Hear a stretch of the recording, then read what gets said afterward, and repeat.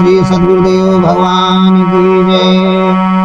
गुरुर्ब्रह्मा गुरुर्विष्णु गुरुर्देवो महेश्वरा, गुरु साक्षात् परम ब्रह्म तस्मै श्री गुरुवे नमः। ध्यानमूलं गुरुर्मुक्ति पूजामूलं गुरुपदम्, अमन्त्रमूलं गुरुर्वाक्यं किमोक्षमूलं गुरुकृपा। बोलिए सद्गुरुदेव भगवान की जय।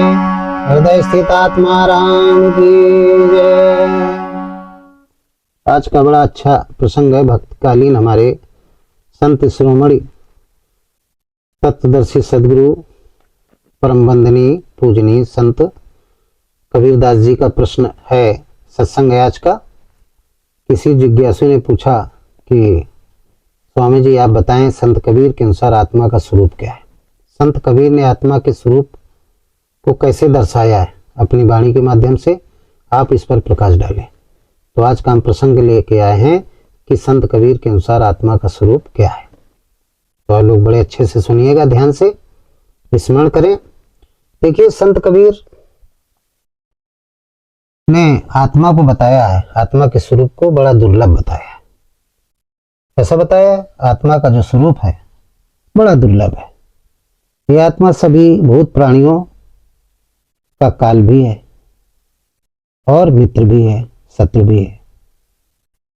ना ये स्त्री है ना ये आत्मा पुरुष है। ये सभी शरीरों में निवास करता है। ऐसा नहीं कि एक में करे और दो में न करे। जितने भी भूत प्राणी हैं 84 लाख योनियों में, सबके शरीरों में आत्मा निवास करता है। इसलिए इसे सर्वरूप भी कहते हैं। इसको क्या कहते हैं? आत्मा को सर्वरूप भी कहते हैं। इसके लिए उन्होंने बीजक का भाग है रमैनी, रमैनी भाग में साखी शब्द रमैनी 3 है भाग बीजक के। रमैनी में 77 में इन्होंने दर्शाया, बहुत अच्छा दर्शाया है। उस रमैनी के एक एक शब्दों की हम व्याख्या करेंगे, आप लोग बहुत ध्यान से सुनिए। देखिए क्या कहते हैं संत कबीर। किए कई काल सकल संसारा, एक नाम है जगत प्यारा। कि प्रिया पुरुष कछु कथ्यो न जाई, और सर्वरूप जग रहा समाई। सर्व रूप जग रहा समाई। बड़ी अच्छी बात संत कबीर ने कही, बहुत अच्छी बात कही। क्या कही? एक है काल सकल संसार, एक नाम है जगत प्यारा। प्रिया पुरुष कछु कथ्यो न जाई, और सर्वरूप जग रहा समाई। प्रिया रूप सर्वरूप जग रहा समाई। बड़ी अच्छी बात कही। कहते हैं इस आत्मा को ना तो भौतिक ना तो सांसारिक दृष्टि से और ना तो अदृश्य ही कहा जा सकता है। ना इसको भौतिकवादी कहा जाएगा, ना सांसारिकवादी कहा जाएगा, और ना इसको अदृश्य कहा जा सकता है। इसे केवल चेतन स्वरूप वाला ही कहा जा सकता है। आत्मा को क्या कहा जा सकता है? चेतन स्वरूप। ये चेतन है, इसको केवल ज्ञान के द्वारा ही जाना जा सकता है। ये ज्योति स्वरूप है, चेतन स्वरूप है। चेतन माने ज्योति स्वरूप। भगवान कृष्ण ने गीता में भी कहा है। अर्जुन ने यही प्रश्न पूछ लिया था जो संत कबीर बता रहे हैं कि उसका स्वरूप क्या है आत्मा का। तो उन्होंने भी कहा कि अर्जुन ये आत्मा सबके हृदय में निवास करती। ईश्वरा सर्वभूता नाम हृदय देशे अर्जुन तिष्ठति ब्राह्म्यान सर्वभूतानि अंतर्गुणन माया। तो बोले तुम्हें शरणम गच्छ सर्वभावेन भारत, तत्प्रसादम परम शांति स्थानम प्रपश्यत शाश्वतम। उसकी शरण में जा। तो अर्जुन ने कहा किसकी शरण में जाए? उसका कुछ स्वरूप रूप है, रूप रूप? तो कहने लगे हाँ है। कैसा है? चेतन स्वरूप है, ज्योतिष स्वरूप है। बोले ज्योतिषाम अब तज्ज्योति स्थमसा चा परमुच्यते, ज्ञानम ज्ञेयम ज्ञान गम्यम हृदय सर्वस्व विष्ठितम। वो ज्योतियों का परम ज्योति है और ज्ञान, पूर्ण ज्ञान के द्वारा ही उसे जाना जा सकता है। सबके हृदय में वो निवास करता है। पूर्ण ज्ञान नहीं तो अधूरे ज्ञान से उसको नहीं आप जान सकते। सत्य ज्ञान से उसको जान सकते हैं, आत्मज्ञान के द्वारा ही उसे जान सकते हैं, पाखंड ज्ञान से नहीं जान सकते। तो संत कबीर कहते हैं वो चेतन स्वरूप वाला है, उसको चेतन स्वरूप वाला ही कहा जा सकता है, इसको केवल ज्ञान के द्वारा ही जाना जा सकता है।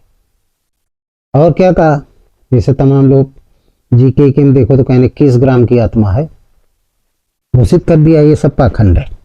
आत्मा का कोई वजन नहीं होता है, ना ये हल्का होता है ना वजनदार होता है। इसको ना भूख लगती है ना प्यास लगती है, क्षुधा प्यास कुछ नहीं, धूप छाया गर्मी सर्दी ये सबसे रहित है। ना इसको धूप लगती है ना ठंडी लगती है, ना गर्मी लगती है ना सर्दी लगती है, ना इसे पानी गीला कर सकता है, ना इसे कोई अस्त्र शस्त्र काट सकता है, ना इसे आग जला सकती है, ना वायु इसे सुखा सकती है। ऐसा परमात्मा है, ऐसी आत्मा है, उड़ा नहीं सकती है, दुख सुख से परे है, ना इसे कभी दुख होता है ना कभी इसे सुख होता है। तो कवि ने इस प्रकार बीजक में कहा।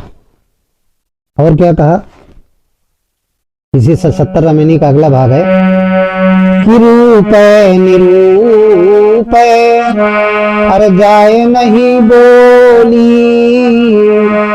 ओ हल्का गरुआ जाए ना तोली, और भूख न त्रसा और धूप नहीं छाही, और दुख सुख रहित रहते ही माही, और दुख सुख रहित रहते ही माही। वही संत कबीर ने कहा साखी के माध्यम से कि रूप निरूप जाए नहीं बोली, इसका कोई रूप ही नहीं, कथा नाम है नामन रूपा, गोस्वामी जी ने लिखा। ब्रह्म सुख है अनुभव है रूपा, अनुभव के द्वारा जा सकता है। ना हल्का है ना गरु है, इसको तौला नहीं जा सकता। भूख लगे न प्यास लगे इसको, न दुख लग हो न सुख, न धूप न छाई, कुछ नहीं महसूस होता, कुछ भी नहीं। ना इसको काटा जा सकता शस्त्र से, पवन इसको बहा नहीं सकती, अग्नि इसको जला नहीं सकती, वरुण इसे गीला नहीं कर सकता। यही बात भगवान श्री कृष्ण ने गीता में कहा है। उन्होंने भी कहा कि अर्जुन वो ज्योतियों का परम ज्योति है, उसे ज्ञान के द्वारा ही जाना जा सकता है, सबके हृदय में निवास करता है, सबके हृदय में निवास करता है। और इसी को अन्य शास्त्रों में बताया गया है कि चूंकि सबके अंतःकरण में रमण करता है, रमे निरंतर आत्मा सब घट आठो याम, ताई से बुद्ध संत जन कहता सो राम। सबके घटों में रमण करता है, और रमण करने की वजह से इसका एक नाम राम पड़ा है। जैसे है क्या ये, बिन उपद चले सुनाए बिन काना, कर बिन काज करे विधि नाना, आनन रहित सकल रस भोगी, बिन वाणी वक्ता बड़ जोगी, तन बिन परस नयन बिन देखा, ग्रही घ्राण बिन बार सेखा, असब भांति अलौकिक करनी, महिमा जासु जाय नहीं बरनी, जाय न जानत वेद बुद्ध, जाय धराय मुनि ध्यान, सो दशरथ सुध भगत हित कौशलपति भगवान। ये सबके अंतःकरण में ऐसा बिना पैर के चलता है, बिना हाथ के सब कुछ करता है, बिना आँख के सब कुछ देखता है, बिना नाक के सब कुछ सुनता है, और बिना कान के सब कुछ सुनता है, बिना मुख के सब कुछ खाता है, बिना वाणी के सब सर्वत्र बोल सकता है। ऐसा परमात्मा सबके अंतःकरण में निवास करता है। 10 इंद्रियों रूपी जो अवध है, आपका शरीर है, इसमें वो निवास करता है। कितना बड़ा परमात्मा, ये परमात्मा की स्थिति बताया है कि ऐसा परमात्मा है, कण कण में व्याप्त है, जड़ और चेतन दोनों पर है, और सबके अंदर रमण कर रहा है, ब्रह्मांड में भी रमण कर रहा है, सबके अंतःकरण में रमण कर रहा है। इसलिए उसका एक नाम क्या है, राम है। उसी आत्मा का नाम एक राम भी है। तो नाम जप में आत्मा आत्मा तो कह नहीं पाओगे। श्वास प्रश्वास का जप संत कबीर कहते हैं करना है तो राम नाम का जप, ये राम नाम, ये उस परम तत्व का नाम है राम, क्योंकि रमण करता है सब जगह जड़ और चेतन में। तो किसी ने पूछा कि बहुत लोग जो है अन्य नामों का जप करते हैं, तो संत कबीर कहने लगे मुझे अन्य नामों से कोई मतलब नहीं, मैंने उस परमात्मा की करनी कथनी के अनुसार नाम रखा है राम। यह मैंने नहीं रखा है, बहुत पहले का है नाम। सब कर परम प्रकाशित जोई राम अनादिवत पद सोई, गोस्वामी जी ने लिखा है रामचरितमानस में।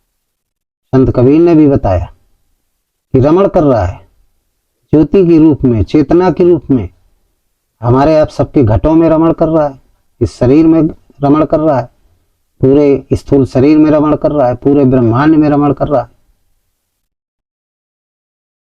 पूरे ब्रह्मांड में सब घट में रोसाइया। ये जो ब्रह्मांड है सब घट में रोसाइया, सोनी सेज न कोई, तो बलिहारी वो सेज की जा घट प्रकट हुए। शरीर रूपी शरीर के अंदर जो अंतःकरण, उसी को घट कहते हैं।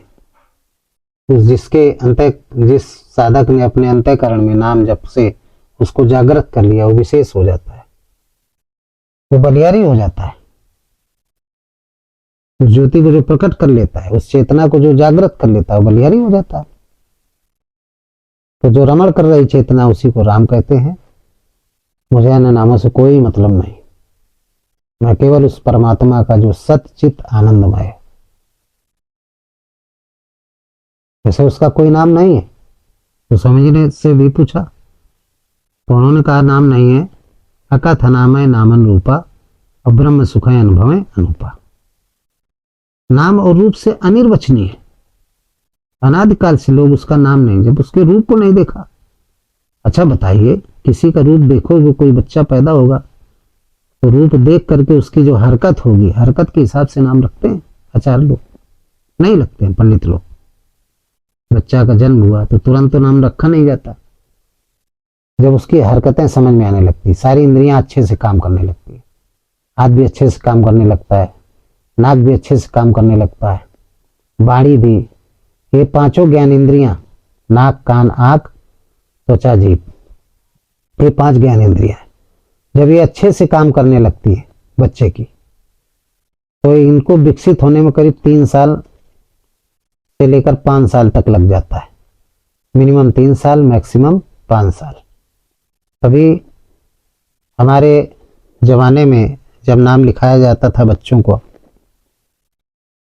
80 के पहले, 70 के इर्द गिर्द पहले, तो 5 साल के पहले स्कूलों में नाम बच्चों का नहीं लिखाया जाता था, क्योंकि जो 5 ज्ञान इंद्रियां हैं ये विकसित हो जाती थी 5 साल में, नाम लिखा दिया जाता था।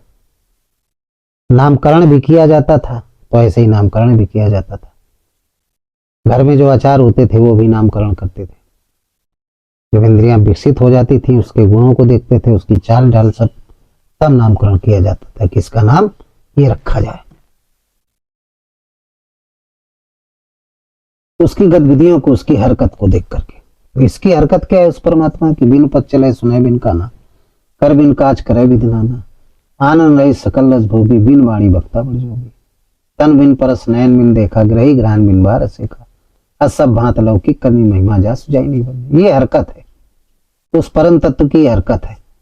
इंद्रियां ना होते हुए भी सारे काम करता है और सब जगह स्थित है, कण कण में व्याप्त है, कण कण में रमण कर रहा है। उस परमात्मा की जो शक्ति है, ऊर्जा है, वो उसका ऊर्जा का प्रवाह है, फ्लो है, उसी को चेतना कहते हैं। ये जिस वनस्पति में, जिस जड़ और चेतन में ये चेतना स्थित हो जाती है, वहां पे जीवन हो जाता है। वो उसी को जीवन कहते हैं। स्थित होने के बाद जो स्थिति बनती है उसको जीवन कहते हैं। मनुष्य का शरीर है, हाड़ मांस का शरीर है। जब वो परमात्मा की जो ऊर्जा है, शक्ति है, वो चेतना मानव के अंदर स्थापित हो जाती है, तो ये क्या बन जाता है? जीव। फिर जीवात्मा बन जाती है, क्योंकि आत्मा उस परमात्मा का ही नाम है। तो आत्मा की शक्ति जब प्रवाहित हो जाती है शरीर में, तो उसी को क्या कह देते हैं? प्रवाहित होने से जीने लगता है। जब मरा पड़ा था, फिर ये जीने लगता है, हरकत करने लगता है। हरकत करने को ही जीना कहते हैं, जीने को ही जीव कहते हैं। और किसकी बदौलत? आत्मा की बदौलत। इसलिए इसका नाम एक क्या पड़ गया? जीव आत्मा पड़ गया। तो रमण कर रहा है, इसलिए संत कबीर कहते हैं मैंने उसका नाम राम रखा है। और मैंने ही नहीं रखा है अनादिकाल से, सब कर परम प्रकाशित जो ही राम अनादि अवत सोए, ये राम ही निकल जाता है तो शरीर निष्क्रिय हो जाता है। जब निष्क्रिय हो जाता है तो लोग ले जाते हैं 4 कंधों में इसको उठा के, तो यही बोलते हैं राम राम सत्य है, बाकी सब असत्य है।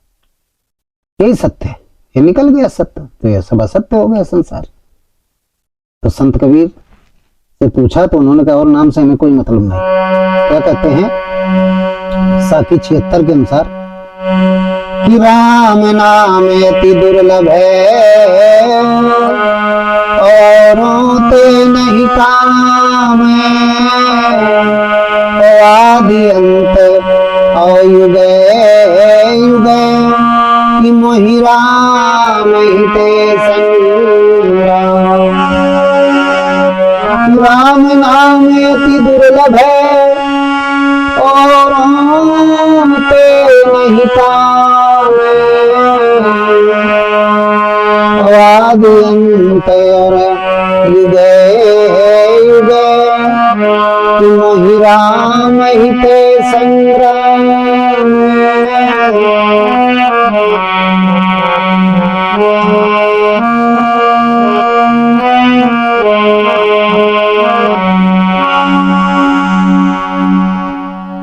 संत कबीर कहते हैं राम नाम अति दुर्लभ, औरों ते नहीं काम, ये बड़ा दुर्लभ है, मुझे अन्य नामों से कोई काम नहीं। आदि अंत और युग युग मोहि राम ते संग्राम। युग युग का मतलब प्रतिक्षण, नित्य युग धर्म हुए सबके रे, हृदय राम माया के प्रेरे। हर समय नए युग बदलता रहता है, 1 सेकेंड बाद मनुष्य का शरीर का जो आकार है बदल जाता है, प्रतिक्षण बदलता रहता है, ये बदलना ही युग है। समय के अंतराल को युग कहते हैं, समय के परिवर्तन को युग कहते हैं। बच्चा पैदा हुआ 1 सेकेंड बाद उसका शकल अलग हो गई, तो ये सूक्ष्म अंतराल है परिवर्तन का। अब बड़ा अंतराल क्या है, बच्चा पैदा हुआ 2 महीने बाद देखो, पहले देख लो 2 महीने बाद देखो तो आप पहचान नहीं पाएंगे। वो जो पैदा हुआ था वो मर गया, उसका अंत हो गया। दूसरा फिर उसके बाद देखो तो और परिवर्तन हो गया, वो शरीर मर गया। इसी को युग युग कहते हैं, ये जन्म जन्मांतर तक, इसी को जन्म जन्मांतर कहते हैं। जन्म जन्म मुनि यतन कराही, अंतराम मुख आवत नाही।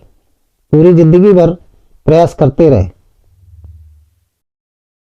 अंतराम मुख क्यों, राम राम तो जपते रहे लेकिन 5 ज्ञान इंद्रियां संसार में लगी रही, भगवान की प्राप्ति नहीं हुई। लास्ट में वही संसार वाली बात ही याद आती है, मरते समय राम नाम नहीं निकलता। पारिवारिक लोग कहते हैं राम कहो, कहां से कहें, ज्ञान इंद्रियां 5 इन्हीं के द्वारा नाम लिया जाता है।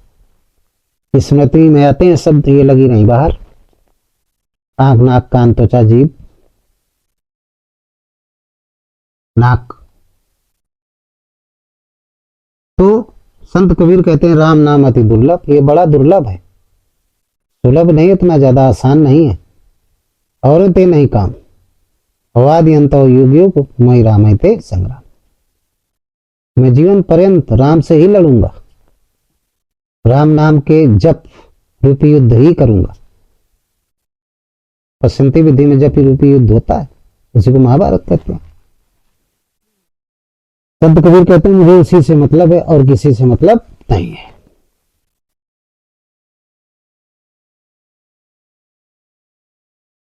चाहे जितने जन्म लग जाएं, चाहे जितना शरीर का परिवर्तन होता रहे, कितने भी कष्ट मिले, लेकिन राम नाम की रट मेरी खत्म नहीं होगी, क्योंकि राम नाम बहुत दुर्लभ है। ये नाम सब किसी की जिह्वा में नहीं आता है। कोई सोचे कि बड़े आसान है इसका लेना, इस नाम का लेना, नहीं, पाखंड में युक्त हो जाओगे, आप ले ही नहीं पाओगे, फंस जाओगे। इस नाम को लेने के पहले बहुत सारी सी बाधाएं आती, उलझ जाएंगे आप, मोक्ष से वंचित रह जाएंगे। तो संत कबीर कहते हैं मुझे अन्य नामों से कोई मतलब नहीं, राम नाम ही है, ये आत्मा का स्वरूप है, इसी को आत्मा कहते हैं, इसी को, इसीलिए उन्होंने आत्मा राम, आत्मा का नाम है इसलिए उन्होंने आत्मा राम कहा। यही स्वरूप है, ज्योतिष स्वरूप है, कण कण में व्याप्त है, ज्योति स्वरूप है। तो आप लोगों की बात समझ में आ गई होगी। इन्हीं शब्दों के साथ इस सत्संग को समाप्त करते हैं। बोलिए सद्गुरुदेव भगवान की जय। सर्वे भवन्तु सुखिनः, सर्वे सन्तु निरामया, सर्वे भद्राणि पश्यन्तु मा कश्चित् दुःखभाग् भवेत्। ओम राम राम।